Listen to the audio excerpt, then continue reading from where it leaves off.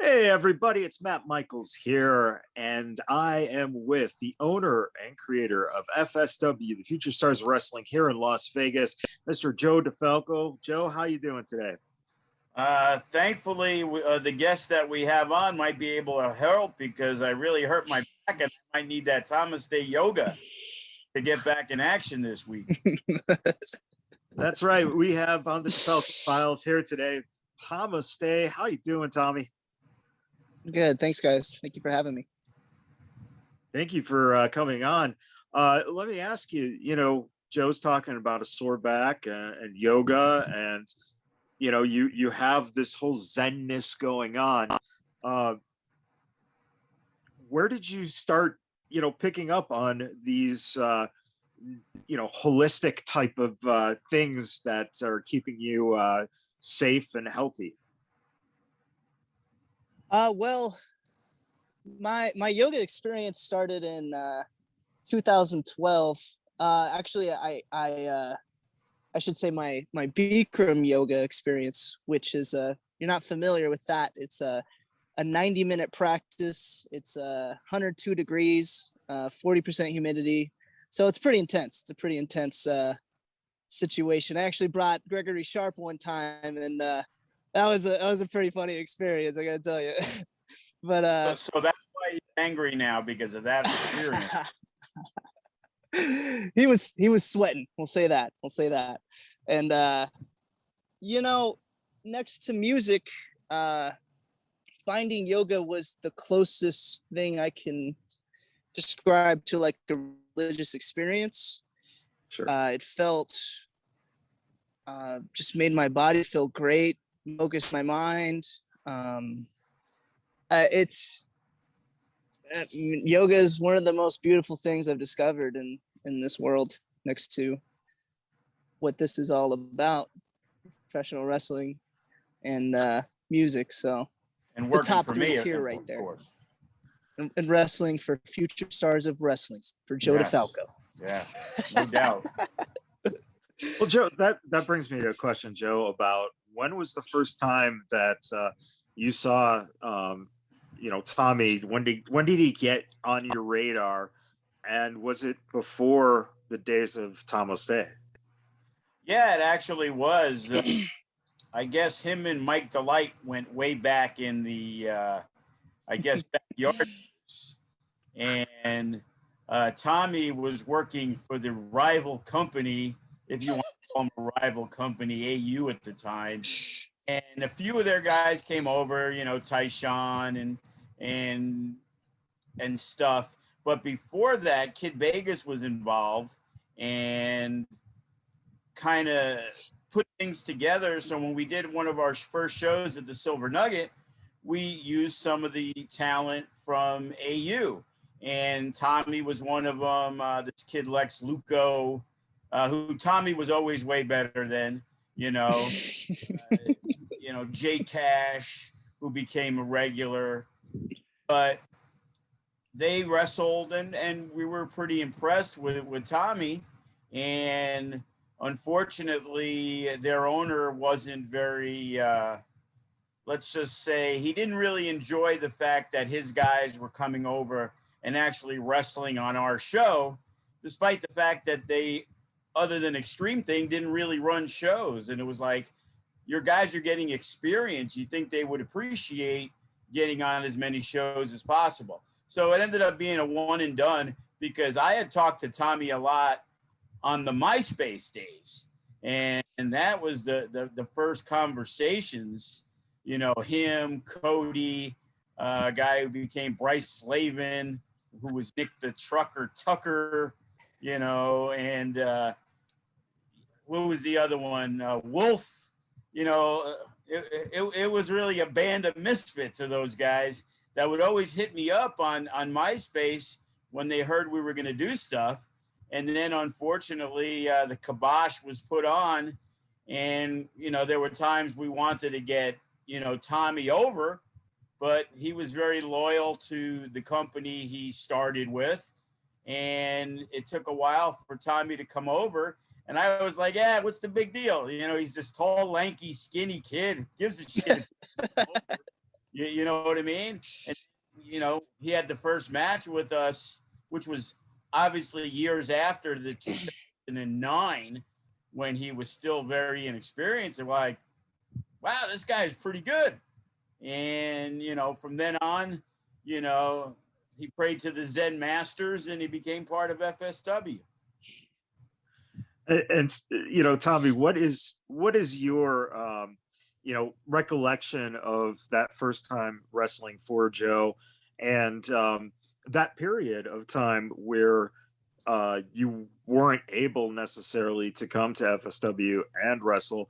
What was that like for you in terms of what was going on behind the scenes? And you know, was it something that was worth it, or was it something that you really wish that you would have kind of, looking back, had done more instead of just staying with the home base? Yeah, I mean, Tommy Misfit and Lex Luco actually broke in the Silver Nugget for Future Stars of Wrestling, I believe. And, you know, when looking back now, knowing what I know now, you know, getting experience is what's really important in this industry. I did feel I was pretty committed to Adrenaline Unleashed. Kent Wilson actually he met me. There's like a whole long backstory about how I came in contact into the pro wrestling industry, but he ended up allowing me to train for free, you know, and kind of just like took me in as his own, I guess, in a way. And I just felt like I was kind of not owed to him or anything, but I just felt like I needed to be loyal at the time. I was kind of looked at, I guess, as like the top guy or whatever there at a time too. So, you know, I guess by being loyal, maybe I stunted my growth a little bit. But to me, I guess where my morals lied, it just seemed like it was appropriate to do what I was doing and stay where I was. And, you know, as soon as the doors closed, I reached out to Joe, and luckily he let me in. You know, let me ask you too, during that time period, were you full-time in a band as well? Were you pursuing the music? What was going on with that aspect of your life as you were breaking into wrestling as well? Was Joe DeFalco in a band? No, for you. You know, I guess since I was about 14 or 15, I kind of discovered my outlet of wrestling in a backyard and performing music around the same time. So they've actually always been a huge part of my life. It's basically ever since I was 14, I wrestled and played in a band. So they've always kind of, you know, ran together. I guess, you know, not necessarily 50-50 sometimes. I was more committed to one thing more than the other. You know, I would spend 6 months on the road at times playing in a band. We would tour the country and all that. So wrestling kind of took a back seat at times. And then there's times where I really just committed to wrestling and the music would take a back seat, you know? Sure. And for you too, Tomaste, in terms of when you're, you know, playing in a band, when you're wrestling, a lot of times the idea is get your friends, sell tickets, that type of thing. How many close friends actually were showing up at both your concerts and your wrestling shows? Because I know how that goes. Yeah, man, it's a trip how much live music and professional wrestling have in common. You know, it's a very similar situation. You know, you gotta get the masses in them seats, you know, if you want promoters to take you seriously. So I would have support from a good group of friends. I mean, you can ask Joe. I've every time we've booked a casino show, I would sell at least 10 to 15 tickets, bringing people in. You know, it always helps out to wrestle in your hometown, you know, because you got your friends and your supporters that, you know, will be there for you and stuff. Yeah. Joe, you know, thinking of when Tomaste gets a chance to come into the fold of FSW now, what and meaning now at that point where he's getting back in contact with you and he's ready to wrestle for you. And how did that go for you? What did you see in terms of getting him on the shows? And was there any inclination of how you wanted to use him? You know, you're always going to be leery at first, but, you know, he was, as he said, you know, he was the guy getting the really good matches over there. A lot of times there wasn't really good matches to be had, but he was the one, wrestling Ryan Taylor, at a show. And, when you see him come in, he didn't just like come in and say, hey, can I be on the show tomorrow? He would come in and he started training. Well, when you're seeing in training and you're seeing, okay, this guy's the real deal, it's just trying to figure out spots. And I'm pretty sure, I don't remember exactly, but I'm pretty sure he got christened into the Joe DeFalco 4-ways and 6-way matches and 8-man tags, just trying to get him a spot on the show. And the more he progressed, the more we realized, we definitely had someone who was, very, very good. The one thing that was an issue, I remember, I don't know how long ago was into it, but as he said, like, hey, I'm not going to be around for a while. My band, we got these shows and we're going to be on the road. We're renting the van. And it was like, man, we were just kind of like, seeing where we can go with this guy. And it was like, hey, you're a better wrestler than musician. Keep wrestling, will you? Well, you know what? That's a fair point, Tomaste, in terms of the commitments being, twofold, and like you said, going one way or going the other way for amounts of time. How hard was that for you in terms of the stop and go aspect? And do you think that if you would have committed, let's say, just to wrestling or just to music, that maybe the climb up the ladder might have been quicker for you? Maybe you would have been in a different place than, splitting time between the two passions. I'd like to think in wrestling specifically, everyone's got a shelf life. Everyone is going to be important for so long, and until they become irrelevant. Like you got someone that's there all the time.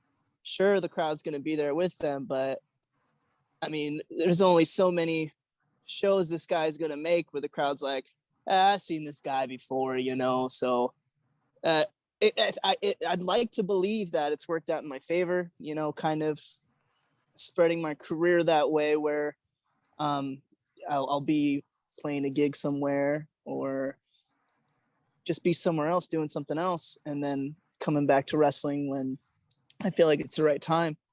I don't like to think too much of the what ifs and situations, like what if I was just 100% committed to just being a wrestler all the time? I mean, maybe I would be farther along, I mean, I don't know because it's not the case necessarily right now. I guess in theory, you can think of it if I'm, because wrestling is all about right place, right time. So if I happen to be in that place all the time, maybe that right place, right time scenario would have clicked more often, or maybe not, So I'd like to feel like I've been making the right decisions in my life, just kind of coming in, coming out. Right now, I really feel like I'm really ready to make a good comeback, though. I'm ready to be in wrestling for, the foreseeable future. I don't see me not wrestling for the next couple of years. So, well, there you go, Joe. He just gave you a commitment for at least. I guess we're stuck with them, but hey, Brandon G always needs a win. So there we go. Well, I'm going to agree with him on that part about, in this business, you learn as things happen. And with all the talent that we have, that, a guy like Shogun just showed back up after not being seen since March. And he's 100% right when it talks about being missed, having that shelf life. When you're in FSW, there's guys Remy Marcel, who's almost been there since day one, Cutthroat Cody. But they have reinvented themselves numerous times, because if they were that same character, it would become boring. It would become second nature. And as he said, yeah, you know, we seen him, you know, been there, done that, whatever. And I always try to encourage guys to take other bookings just so we don't have them on every show, because we have so much talent that if we just had 25 guys, it'd be great. But eventually everybody's going to be wrestling everybody. And everything is always fresh. You know, we brought Tomaste back, and then, hey, the Suavecitos with Adrian Quest. And I'm like, hey, Tomaste and Adrian Quest, you know, might be a fun thing, but we're trying to keep Quest with the Suavecitos. And when Tomaste came back at the anniversary show, he got a really good reaction. He came back, he wrestled the match, got a good reaction. It's like, okay, let's put him with the tag team champions who are very popular. And, you know, Cody and Tomaste go way back. They never worked together in a tag in FSW or did anything like that. So let's put them together. And, you know, to Tommy's credit, you know, for a guy who really hadn't done any training and been around for, you know, since before the pandemic, you know, yeah, there was a couple of hiccups here and there in the first couple of matches, but generally you couldn't say, hey, this guy hasn't wrestled in a year and a half. You know, he looked good. He looked strong. You know, September 3rd, you know, as long as Tommy's available, we're looking to do a singles match between him and Adrian Quest, and we think it'll be one of the better matches on the show. Absolutely. I think that that's a great matchup. And Tommy, do you like the fact that because now that you've had the experience, you are seasoned, that you are going to be getting these types of opportunities to work with guys who, you know, are really good workers, and you're just going to be able to up your game and up their game as well?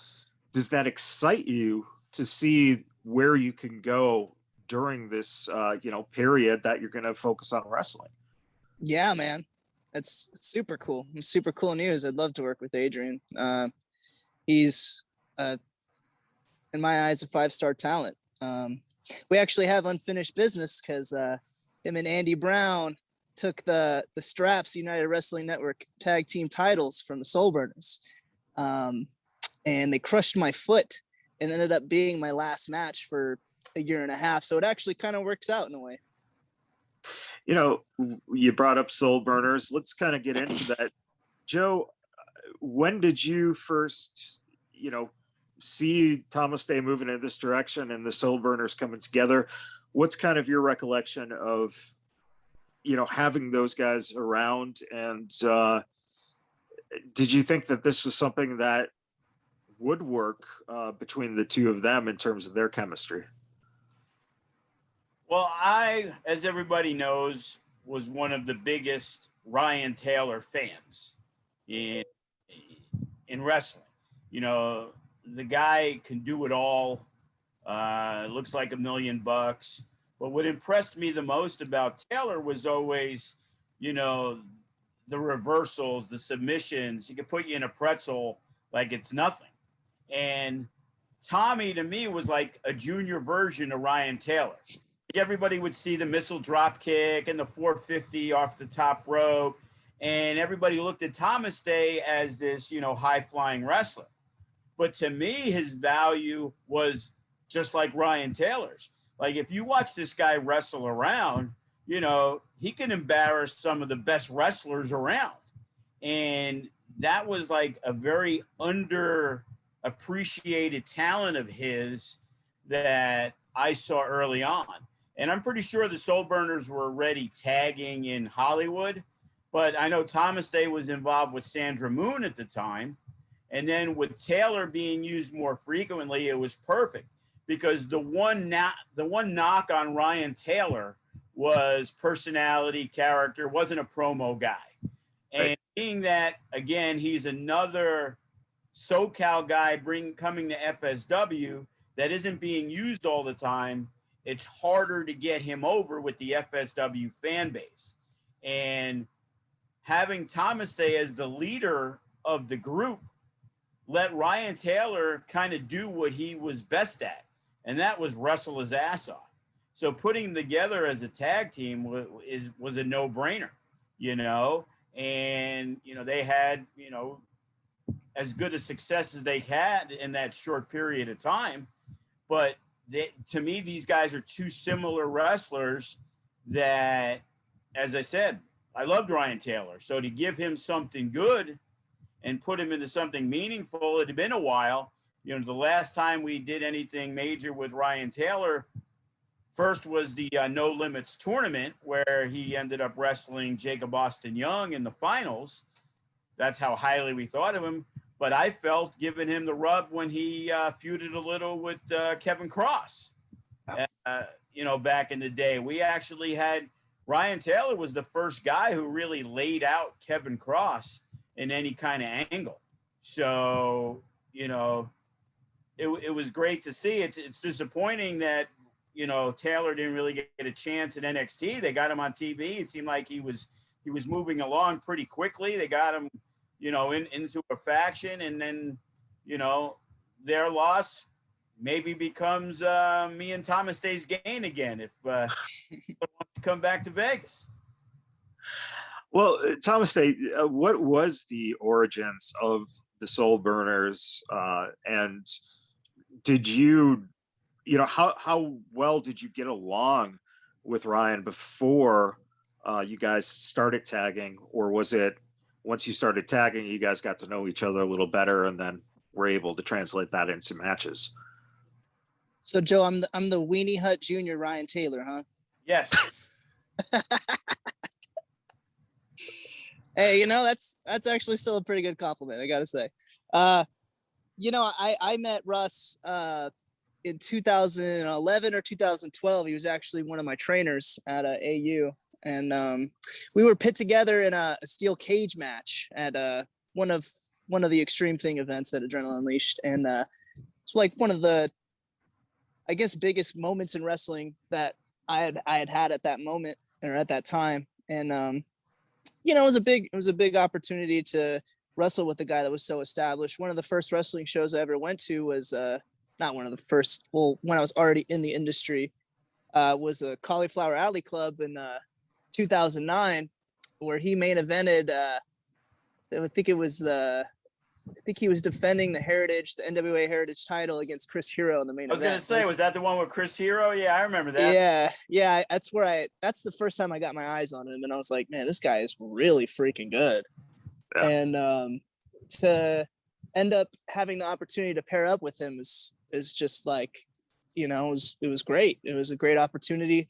I guess the origins of Soul Burners, though, I was on tour somewhere, and I was just like, well, I was just still kind of keeping up with what was going on, and I was watching a Hollywood episode, and I saw him kind of getting into this Zen kind of character, and I was like, oh, okay, Russ, cool, man, like that's what I do, dude, you know. So when I returned to Hollywood, it was either that we had to be paired or we had to feud, and the writers of the show ended up deciding to put us together. And that's kind of the origins of how we became a tag team. And at what point did Sandra Moon figure in with you guys? She got introduced in the fold. I believe it was Joe who, I don't know if he pitched it or what it was, but she got introduced in the fold, I think, right at the start of it all. You know, really, it was kind of like one of those right place, right time situations where it was me and this guy were pairing together, and she kind of was introduced in the fold. And, you know, I guess at FSW, it started off as the Yoga Alliance. It was this thing that I kind of was doing with her and another student, Andy, where they were just kind of like my followers or my yoga cult lead, my yoga cult I had going on. And you know, they carry out the yoga mat for them. That was their job. Yeah. I taught them well. I taught them how to burn the incense from the right end. Joe, how did that come about? Were you the one who kind of introduced Sandra into the mix?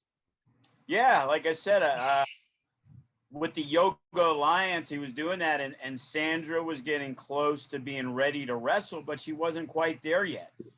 So, always looking to find a role, a spot. Andy was even younger, at the time, but, we felt it would be a good little mix to have, Tommy run with this group for a while. And then, Yeah. With Taylor getting involved into the mix, he was doing well as a singles guy. Tomaste was the No Limits champion. And, the plan was not for him to become the No Limits champion, but it was like, you know what? They're getting good heat. They're getting good stuff. Right now is the time to make the change. And, we gave him the run for a bit. And what was that like for you, Tommy? Was that your first title, obviously in FSW, but in terms of your career, had you had title runs before, or was this the first time to get that experience under your belt? No, I was a champion at the other Vegas company.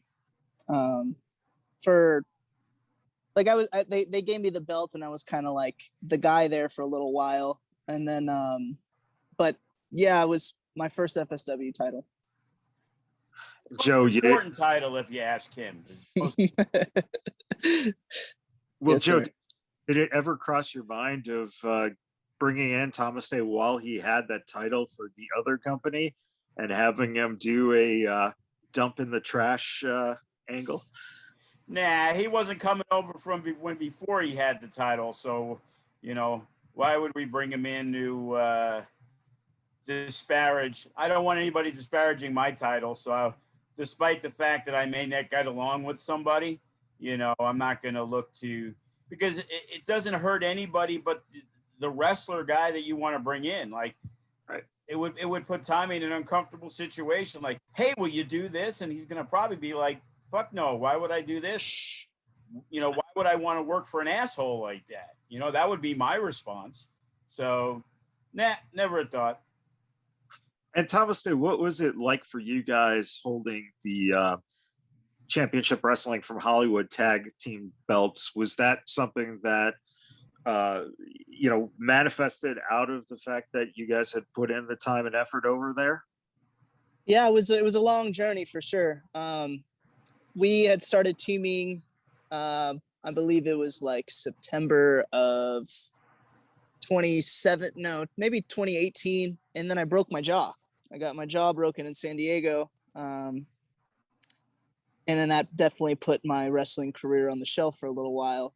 But I made a return, and then we picked up where we left off, and I think we were about a team for about a year before we got the straps, and it was great. It was like I guess it really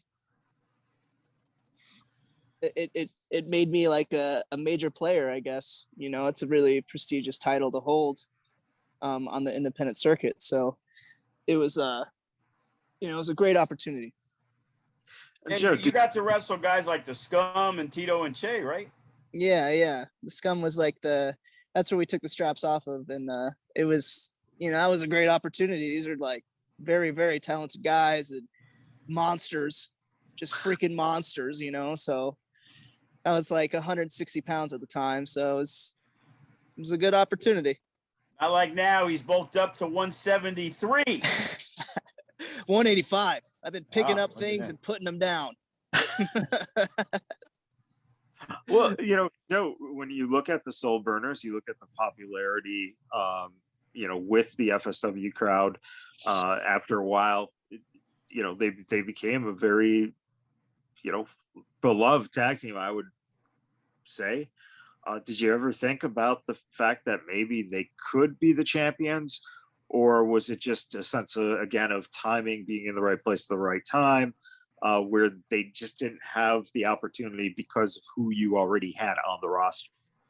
Well, at the time, the 1% were the champions, and that was a team that I put together that gelled immensely. They became best friends. They became workout partners, and they took that tag team extremely serious. So we were not really ready to take the belts off them, but we wanted to build the Soul Burners up, and we did, you know, to where they were the #1 contenders. And then they had the match where the 1% went over, but that's also when Hammerstone and Graves cashed in and won the belts. And the thing was, the plan was to have a steel cage match down the road between the 1%. But at that point, Royce Isaacs was getting signed to the NWA, and his availability was non-existent.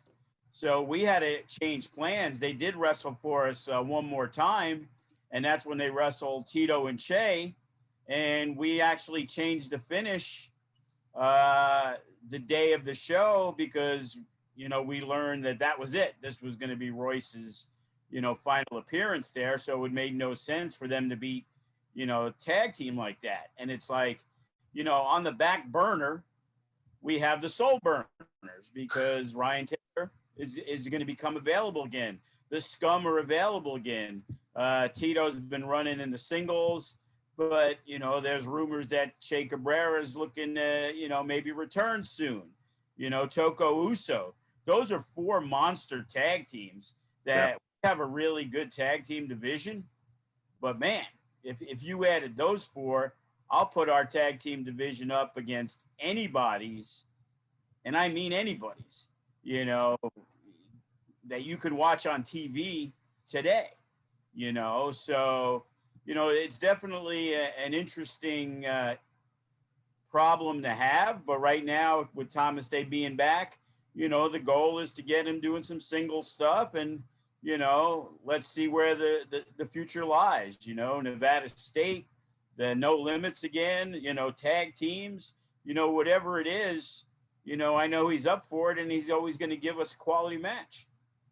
You know, one title that he didn't mention there, Tomaste, is the heavyweight championship title.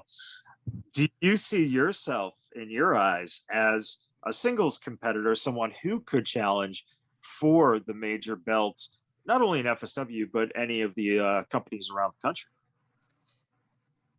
I believe I could definitely be a contender. You know, you got monsters out there, though. You know, you got a guy like Hammerstone who's, you know, the size of his leg is like, I don't know. He's just a giant freaking man. And really all the heavyweights at FSW, they're all just giant dudes. Like just at that last High Octane show, the main event, there wasn't a guy under 250 pounds.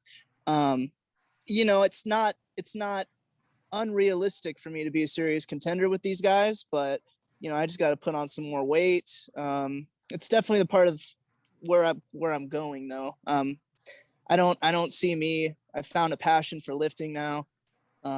So I just see myself just continuing to grow in size, and maybe Joe will actually see me as a serious competitor in the heavyweight division. Joe, you know, that brings up a good point. And how much does that factor into your opinion about guys who would be considered contenders for the heavyweight title? Because, you know, if you look at it, one of your most popular heavyweight champions is Chris Bay. And, you know, Chris and Tomaste, you know, kind of have that similar look in terms of size. If Tomaste puts on another 20 pounds of muscle, could you be looking at someone that you could use in that mix?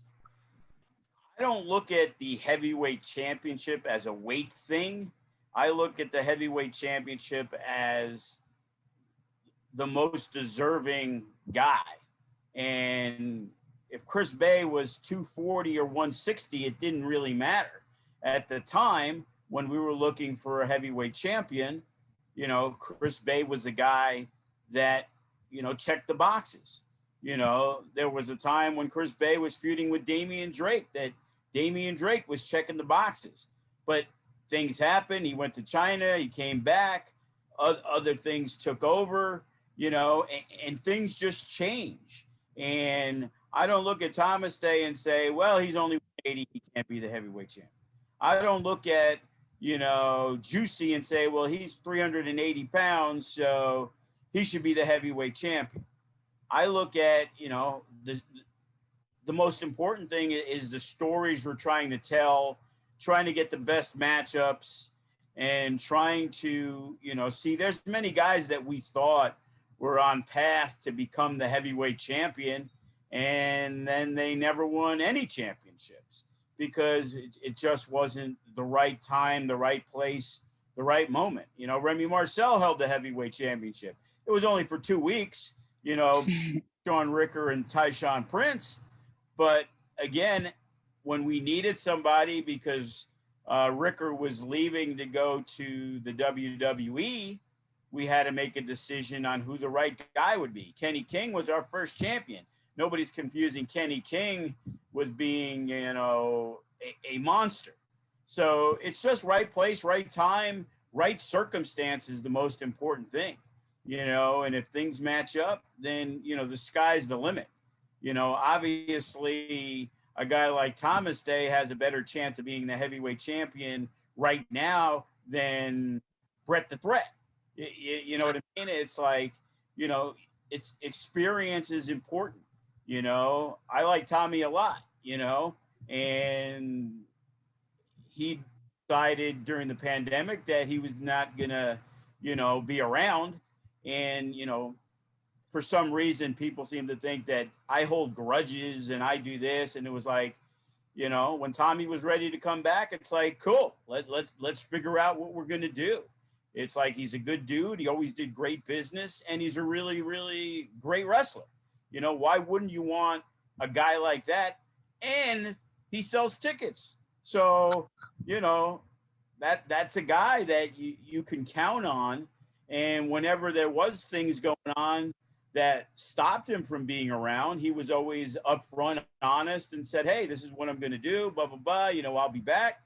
And, when he was with us full time. Can't ask for much more in dealing with people, especially in this business. Yeah. Tomaste, let me ask you about the ring entrance that the Soul Burners have or had. How important is it to you, being a musician, that the ring entrance music matches the energy that you guys are giving off as the characters? Is that what you were looking for? How did that come about for you guys? Are you talking about rocking with the djembe and stuff? And yeah. Yep. I mean, it just came natural, It's like I had to play to an extreme stereotype, I guess. I guess that's what wrestling is. It's just whatever your niche is, and increasing it 100%. So I was going to some drum circles here and there. We had a bunch of like the dry lake bed out here. There's a bunch going on. So I just kind of adapted that into the whole shtick, and it worked out. And Joe, for you, speaking of ring entrances, that becomes a unique niche to their characters. Their entrance sets the mood and the tone. How important is it for you that when the guys are coming up with their ideas, that those entrances accentuate the positives about who the either the team is or the wrestler is? Is it something that you spend a little bit of time about thinking of, or is it something you kind of leave up to them to try to get right? Almost all the time, the wrestler is the guy who's coming up with his own music and stuff. And then we got Mikey, who's doing the, maybe a video entrance, marquee, whatever. How sweet was the anniversary show entrance for Tomaste on that big 22-foot LED wall, Tomaste? You didn't get that anywhere else. Yeah, I mean, that was sure. That was pretty awesome. And essentially, too, being that it was your first time back at the anniversary show after a long while, what was that reaction like for you when you finally walk out and you hear the response of the crowd? Man, I was super nervous. I never get that butterfly feeling, never escapes, but it was just really overwhelming. Like all I had to do was go in there and get beat up and get thrown out or throw other people out. But it was just like, man, it was just, I was kind of freaking out. I was having like little miniature panic attacks just because like I felt like there was a lot of pressure to perform well, you know, and you know, being gone for so long, you have to come back and you have to be something worthwhile. You know, I didn't want to come back and then be a sleeper. Crickets. You don't want to hear crickets when you come back after a year and a half. You don't. And then when my name comes up on that screen, how big was it, Joe? Like 22 feet. It really just amplified everything, you know. Really where FSW is, it's just like it's high caliber, you know. So to have that be accompanied with my return and to be put in a situation where I'm coming back in a good spot, you know, I'm very appreciative of. Tomaste, what has been your favorite either rivalry or match that you've had at FSW? I think me and Chris Bay had a really cool thing going on for a little bit there. You know, you can only pull that guy in so many directions because everyone's trying to get to work with him. And I guess to work with him early on in his career, to be a little part of his development even, I think that was one of my more favorite little feuds I got to do for the No Limits title. Other than that, I think I've had more or less just like a lot of these like kind of scramble type matches and some tag matches. I think that 6-way ladder match at Silverton was super cool too. That was a super cool match. Joe, same question to you. What are some of your favorite either matches or your favorite been involved in or favorite angle? What has been your favorite things about having Tomaste? You know, there's a bunch of different things, and I really can't pinpoint the one thing that I remember that was like, this stands out the most. It's the fact of the matter is the consistency and knowing what you're going to get every time out.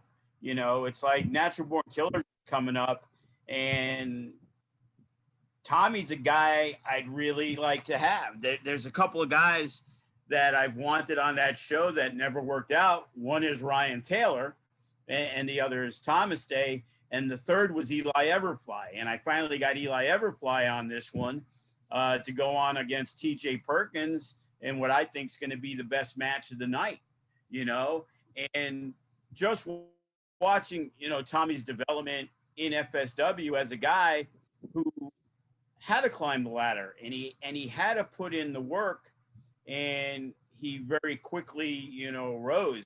You know, I see in my mind stuff that I never thought he was going to do in matches, and sitting there on commentary, I'm like, wow, this dude is fucking good. Like the way he just put that dude in the pretzel, and he reversed his move into a submission. And like I said, you know, people like to think that Joe DeFalco likes, all the high flyer guys, all the guys who do the crazy cool stuff. And of course, why wouldn't I like that stuff? But I also love that mat-based, you know, style that a guy can pull out of nowhere and put you in a position, you know, of submission at any time, that no matter where you're at, guys like a Tomaste, a TJ Perkins, you know, a Ryan Taylor, an Eli Everfly, who's the same way, to, you know, as much as the cool stuff he does, you know, I love watching them, you know, doing what they do when it comes to the mat-based things.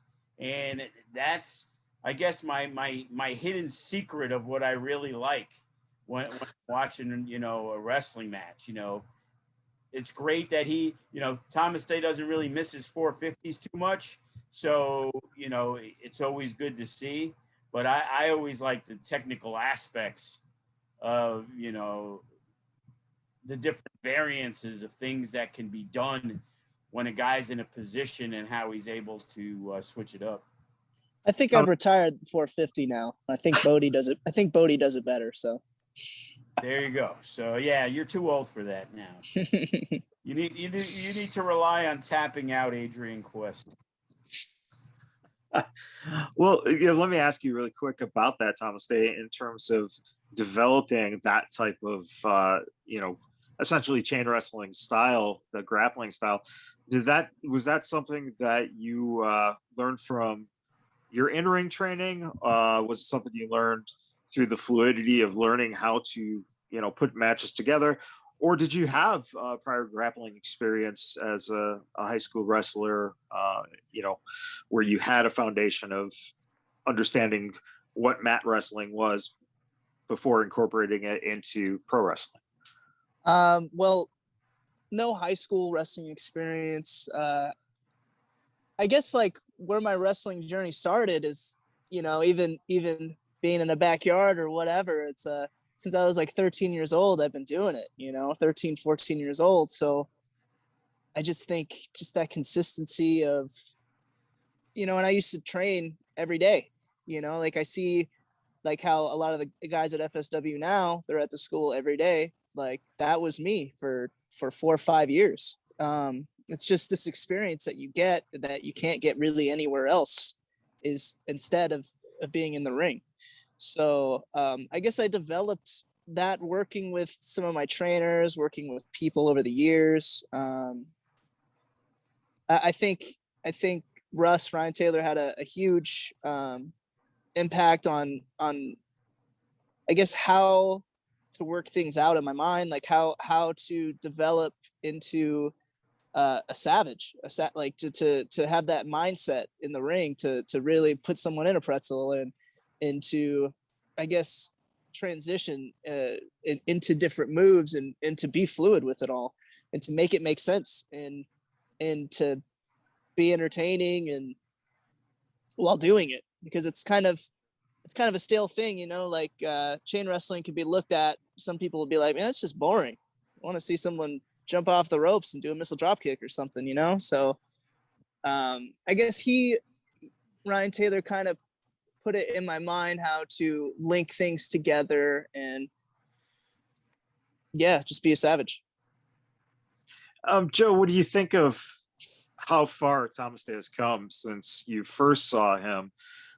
What do you think are, some of the main growing points you've seen in him from that kid, over 10 years ago to where he is now? Yeah, you mean when he was just a misfit? Tommy Misfit. Yep.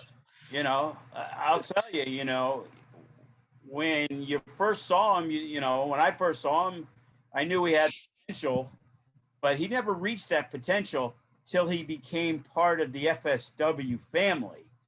And we mentored him and turned him into the superstar that he is today. We take at least 103% credit for his evolving as a wrestler. I guess the follow-up question, Joe, is it his wrestling ability or is it the commentary that makes him so good? It is definitely the wrestling ability. You can tell when I'm commentating something and it's extremely lackluster.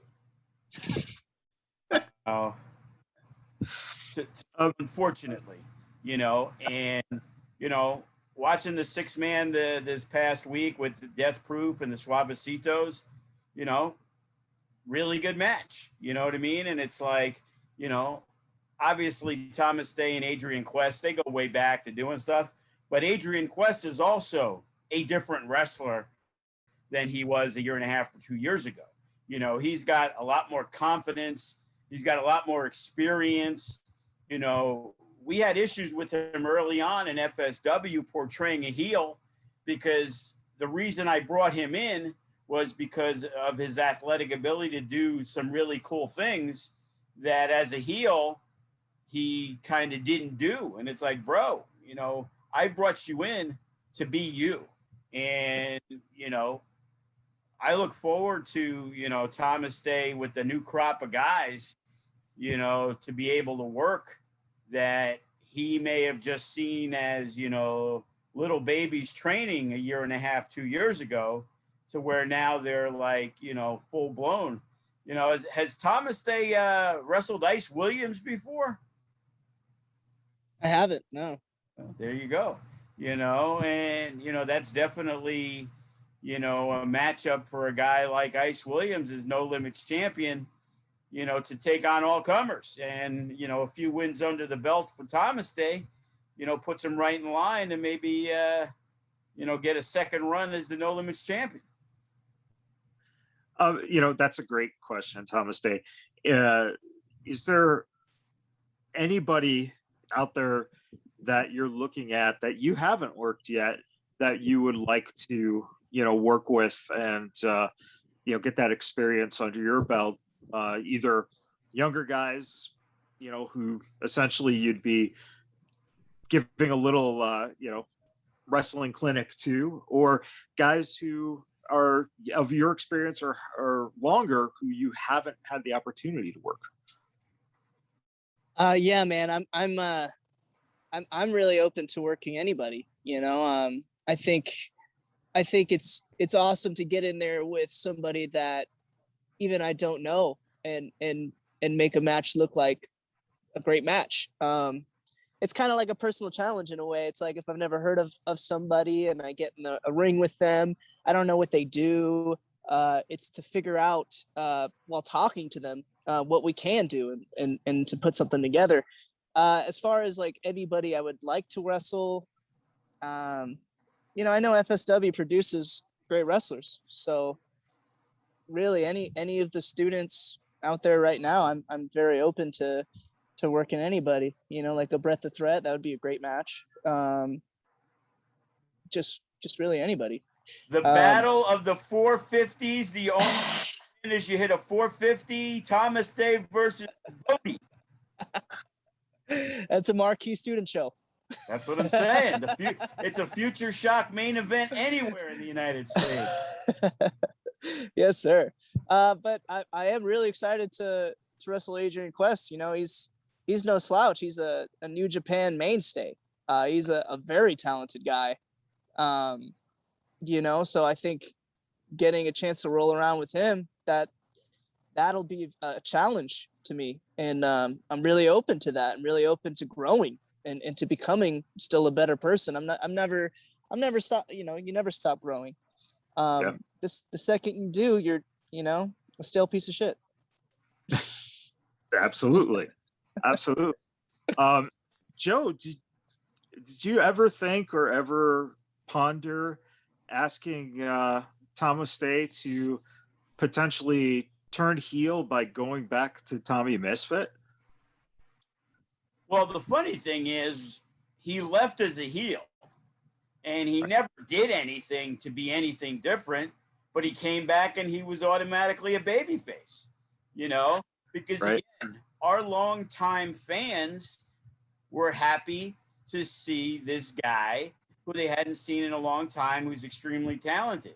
The true colors of Tomaste, may still be lurking out there and may show up at any time. I would tell a guy like, Cody and Jacob Boston Young to make sure they got eyes in the back of their head. But again, people do change, and maybe Tomaste, through the peace of yoga, has found a better place. And he'd rather be on the side of good than in the side of bad. I think for me, it was just going out there and seeing these last couple matches, I guess, have been a trial sort of thing. I want to see kind of how people do react and kind of decide where to go from there, when he wrestles a guy like Adrian Quest or Brett the Threat, he's probably going to get cheered overwhelmingly and on Ice Williams. But now if he wrestles a guy like Remy Marcel, does he get booed? Is it indifference? You don't know until you see there. In this day and age, there's a lot more gray area between the face and the heel anyway. So it's kind of like, just go out there and be you. And if being used a little dirty, well, that's the way it is. Remy Marcel, isn't a guy that follows all the rules, but he's still beloved. So, it is, fans are going to react no matter what. I'm not going to tell them how to react by telling them, because they're going to do what they want to do. And if they want to like somebody, they're going to like somebody. If they're not going to want to like somebody, there's nothing you could do. You can't force them down the throat. Look at WWE. They try to force Roman Reigns down the throat of all the fans, and then they finally let him be a heel, and he's the best heel the company has. So, right. Thomas, as we kind of wrap up this portion before we start talking about this coming weekend, any fond memories of or funny stories that you have of Joe?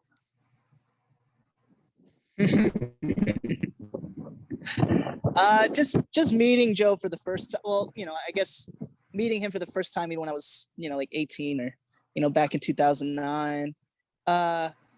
Joe's a character in himself, Sheesh. I don't know. He's just a great guy. And I'm going to force him to give me a hug next time I see him. Oh boy.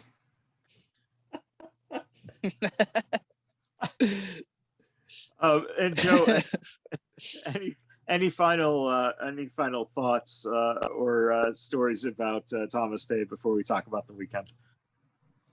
Offhand, story-wise, no, not really. Just the conversations of trying to get him. My fondest memories are the MySpace conversations, because there were many late nights on MySpace, and it's just funny how most people have no idea what the hell I'm talking about. Dude, MySpace was awesome, especially for like musicians and all that. Like that MySpace music platform, that was the shit. That was so cool. Didn't Justin Timberlake buy it for a little while? I have no idea, man. I just think I remember reading something, and nothing ever became a MySpace. But boy, that fell hard through the wayside. Yeah, that was my favorite form of what we now call social media. Yeah, I agree 100%. So let's really quick, Joe, give listeners a rundown of what's going on. Starting here, this SummerSlam weekend is going to be in full swing. People are listening to this on Wednesday, so Thursday, just everything kind of kicks off. What's going on? So Thursday, our ring crew and GCW's ring crew, they're going to be heading to Meet Las Vegas at 4:00. We're going to be setting up the ring for their show on Friday night. So Thursday night, we're doing that. Friday, my son is running his first show, Code Red, at 1 p.m. A lot of FSW talent, a lot of outside talent, working with a couple of different companies, Pally Pro and No Peace Underground. So definitely going to be some good talent there. Then Friday night, I'm not going to be there because we got Natural Born Killers at 11 p.m., which is one of the latest starting shows that we've had. Tom Lawler, TJ Perkins, Jake Something, Cal Jack, whoever else. We have no idea. That may show up as a surprise. But GCW is running their show at 7:30. So you have wrestling, literally 12 hours of wrestling from 1:00 p.m. to 1 a.m. on Friday. And then you have to get up because the most sought after ticket in Vegas is the Battle for Las Vegas, GCW versus FSW, with the main event of Nick Gage and AJ Gray against Cutthroat Cody and Funny Bone. I don't envy anybody who's going to be sitting in the first row, but there are some tickets. We actually just opened up 10 more second row tickets for the event, and that's going to happen at 12 noon. And then we're going to take the rest of the day off and let people enjoy SummerSlam at 5:00. And then Sunday, we come back at 2 p.m. with the FSW Women's Show. That is the main event, the first time ever, a doors, ladders, and chairs match for the FSW Women's Championship with Maserati and then Sandra Moon, once again getting an opportunity. And then at 6:00, we have the Alliance, which is a show we're doing with No Peace Underground and FSW. That'll feature EC3 versus Matthew Justice as their main event, as well as Chris Bay and Jay Vidal. And we got, Remy Marcel, Ice Williams, and a big cast of the FSW crew. It's kind of going to be like sandwich. We're going to do 2 matches. No Peace will do the next 3, and we'll close out with 2. Tickets are all available at fswvegas.com. And we also just solidified our return to Diversion Amusements on Friday night, September 24th. It will be Survival of the Fittest. There we go. September 3rd, as you heard earlier, September 3rd, Adrian Quest and Tomaste. Yep. And that one will be back at the FSW Arena as well. That is correct. Everyone, please support FSW this weekend. Check out the shows. You can find most of these shows can be on Fight TV pay-per-view. So please check it out if you're not in the Vegas area. Also, FSW Network, $6.99 a month. A lot of stuff that we just talked about you can find on the network. You can see Tomaste's work with the Soul Burners, and also as a singles wrestler throughout the years by getting a subscription to the network. Maybe if we're lucky, Tomaste could make the call, and we can get the early Adrenaline Unleashed footage aired on the FSW network. Tommy, make the call, brother. Hey, who knows? Who knows? You can have a little AU subdivision, huh? Right on there. And once again, Vince McMahon here of Las Vegas making his moves to get the libraries of other companies to build the network. That's a crazy jam-packed weekend, Joe. Is this probably one of the bigger FSW weekends? Oh yeah, by far it's definitely the biggest in the past. We did stuff with Impact. The Ring of Honor weekend was always big, but it was one show one day, one show another day, and one show the third day. This one, there's 3 shows on Friday, 2 shows on Saturday, 2 shows on Sunday, and there's other shows that are being run. So there's 10 shows that are going to be out there. Just make sure if you're going to pick one over the other, you always pick us over the other companies. Wrestling fans have money. Yeah, that's what we're finding out. Yes, it was the big. It's amazing to me the thought process of marketing and advertising people not wanting to do anything because they called the wrestling fans, trailer park trash, and they got no money. And it's like, at SummerSlam, you're lucky if you're going to get a $300 seat, and that's in the nosebleeds. So, and these people all weekend long, there's merchandising things, there's signings everywhere. If you're coming in, even a short trip from like Phoenix, if you want to go to 3 shows and one of them's the WWE and you're going to buy some merch, for a party of 2, it's probably going to cost you $1,500 at least just to come out. And that's not counting eating and the hotels. And if you want to gamble, this is just buying a plane ticket, getting a hotel room, and getting tickets to a show and buying a couple shirts. And you're still going to be out a couple $1,000. So, people save up. It's really like NASCAR now. And it's become smarter. The wrestling companies, believe it or not, are smarter because 10, 15 years ago when there was WrestleMania, nobody ran shows. This past year, there was 50 shows going on WrestleMania weekend because there were so many fans in town and there was so many opportunities for companies to get on the radar of the casual fan. Speaking of WrestleMania, is there a thought of FSW going over to Texas? Yeah, there is. I know my kids spoke to, a couple different people, and one of them I just saw on the Twitter. I believe it's Global Syndicate.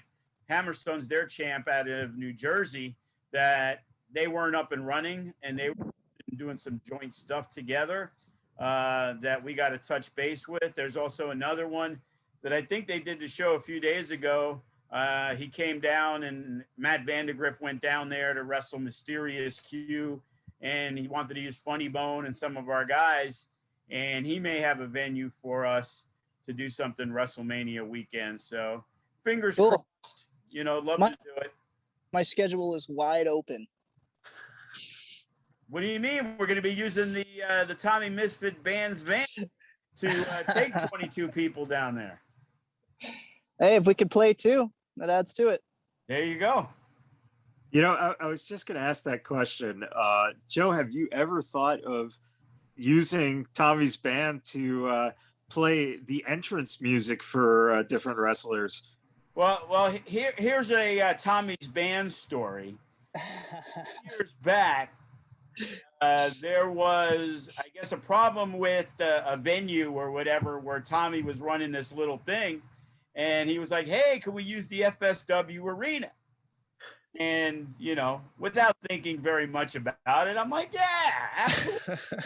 You know, and I remember walking in, and before I walked in the door, you know, there was some drunk person by the next door person basically, you know, passed out. And I walked in the arena, and let's just say, you know, I come from the Hair Nation, the heavy metal era, but that was definitely not my type of music. So I don't have an issue with it. Everybody has different tastes, but that isn't my taste. Not a ska fan, huh? Well, it was a lot harder than the ska I ever used to hear. That was a pretty cool show, man. You know, I took a chance on promoting it, and there was probably like 300 kids there, so it was pretty wild. Hey, it's available anytime. And with that, you don't need a mosh pit. You have them just use the ring as the mosh pit. Nah, we had to take the ring down. We had to take the ring down for them. Thomas Day, before we go, can you let fans know how they can follow you on social media? Yeah, I believe my Instagram handle is at Thomas Day Namaste. I am starting to get active on Twitter. I'm actually on a lockdown at the moment. I caught the COVID on Tuesday of last week. So I've just been, I guess, building more social media presence. So at Twitter, it's at Tommy Misfit. Keeping that name alive. Yes, sir. Yes, sir. It's actually just how it was, and I never changed it.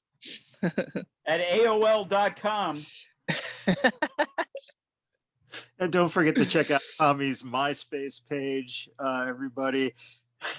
Yes, sir. Yes, sir. That's right. You could go back and check the old banter between him and Lex Luco. I think it was Tom Wald. Tom Wald. MySpace.com/Tom Wald. If you want to check that out.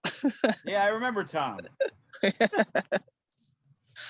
Oh, man. And everyone, please, if you're listening and tuning in, please remember to check out this weekend of shows here in Las Vegas or by pay-per-view if you can't be here. Again, subscribe to the FSW Network for $6.99 a month. Listen to us, the Vegas Bad Boys of Podcasting, and all the shows that we are presenting. And until next time, everyone, we'll see you then.